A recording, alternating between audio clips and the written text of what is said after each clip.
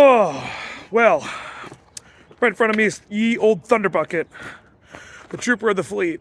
But unfortunately, there's one major minor issue with her right now. So, I don't know if you guys are experts about, anything, but that's not right. It's a little crooked. Somehow, not somehow, I mean, I know how I did it. When I was at Silver Lake Sand Dunes, I 100% bent my rear axle tube. So basically what I did was, I was trying to get to up a steep hill that's kind of over near the exit, and I tried a couple of different times, and I couldn't quite make it. So I decided to kind of try to get a bit of a running start at it, and I was doing a bunch of head checks, looking for side-by-sides and ATVs and stuff like that, because I was technically going backwards on a one-direction area, and there's a bunch of people around, and I was doing mirror checks, head checks, stuff like that, and I missed a piece of like a wood drift or a piece of stump that was kind of sticking out of the sand, and it smacked right dead center in the back of the rear axle and completely bent it. So, whoops. Oh well. That's kind of the risk you take when you go off-roading with these old things, but we're gonna get her fixed up. I definitely am not giving up on this car. She's been too reliable. She's got to go take me to Colorado this year. I got to throw a 4A in her. So that leads me to this old parts car over here. You guys probably remember this one from the Upper Peninsula Rescue. Obviously, she's a parts car, and you can see she's bowing in on the front. But the rear axle housing, it's really crusty, but it's not bent. I'll take really crusty over not bent. As long as the mounts are okay, I think this will work. I might have to grind it up and hit it with some spray paint to kind of try to give it another couple years of life, but that car isn't real long for too much longer in the world, unfortunately. But oh man, I bent up these little mounts right here. I got to get those properly mounted, but that's exactly why I swapped them out. Those things were getting pounded on at the dunes trying to climb some of the hills. But anyway, enough chit-chatting. Let's go ahead and get this thing jacked up, get her on some cinder blocks. I really don't want to hog up jack stands for however long it takes for me to part this car out, and then we'll get the rear axle pulled out and get her swapped out into ThunderBucket. Let's go get busy. All right, I set up a couple of jack stands for safety. I don't exactly know what size I'm going to need, so I brought the whole kit and caboodle of sockets out here. Got a little box for bolts, which I'm betting not a lot of them are going to survive. I'm probably going to need a box wrench or 4, so I might have to make some trips back to the toolbox, but we're going to go ahead and start pulling some stuff out. Let's see what we get. Yeah, I can already see I need sockets, or wrenches, so I'm going to go grab a wrench real quick. Okay. Time for the fun, I suppose. Let's see what actually does and doesn't come off.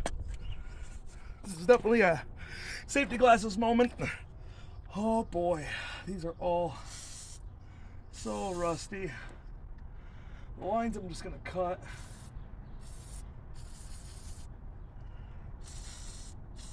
Oh, I forgot about the drive shaft. I'm gonna have to pull that off too. Oh, more things to take off. Pull off. Shocks.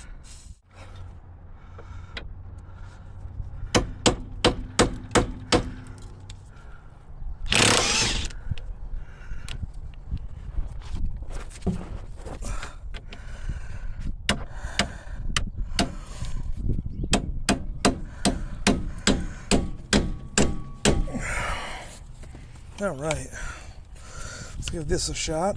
Please come off. Oh, that ain't working at all, I can guarantee you. Nope. Oh man. This stupid this hatch is rusted shut.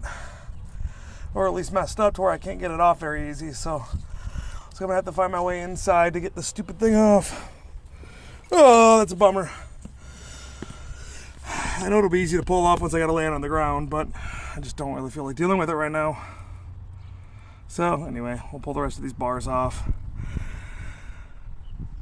Get everything else snipped out of the way and get her dropped on the ground. We'll see. Let's see, what other sizes do we gotta get? This is probably a 17. Well, it was a 17. Who knows if it still is.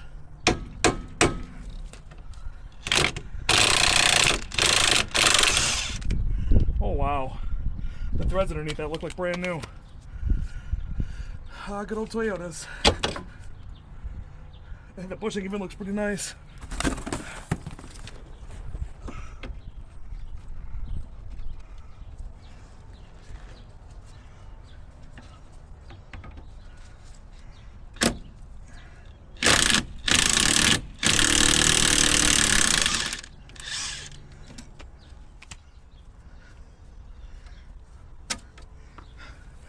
How did this car sit sunk in the ground for like 20 years to rust the head of the bolt that much, but still be in good shape on the threads?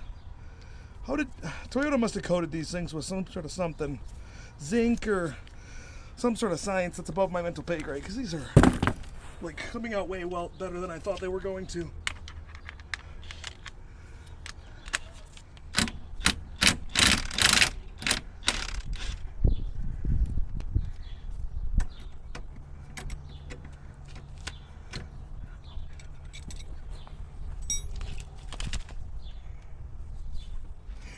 I'm gonna take some pictures of this because this is like literally mind-blowing. All right, well, I was on the phone with a friend, so I didn't get a whole lot of stuff filmed, but I got one shock out, I got all the bolts out, I believe. Only thing I should be holding it in place is the parking brake cables and the brake lines themselves. So I'm gonna hop over to the other side right now, pop those two nuts out into the shock tower, and hopefully this thing will basically come crashing down. Or so I think. I guess you guys will be the first to see how this goes. From the outside, anyway.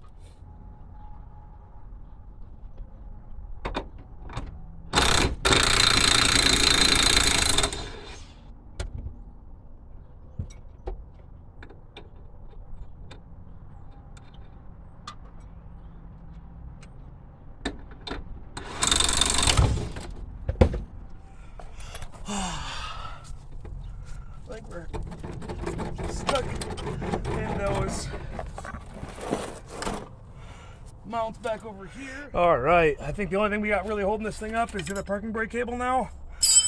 The drive shaft is disconnected, but not yet separated. And then I got the rubber brake lines. So I think the only thing holding this in place are those right there.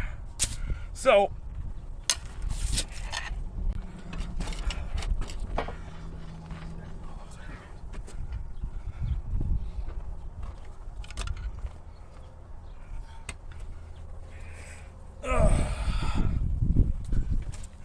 okay, let's go. Please don't gouge me in the head. I'm actually kind of nervous about being underneath here, so I'm gonna go scoot back a bit more.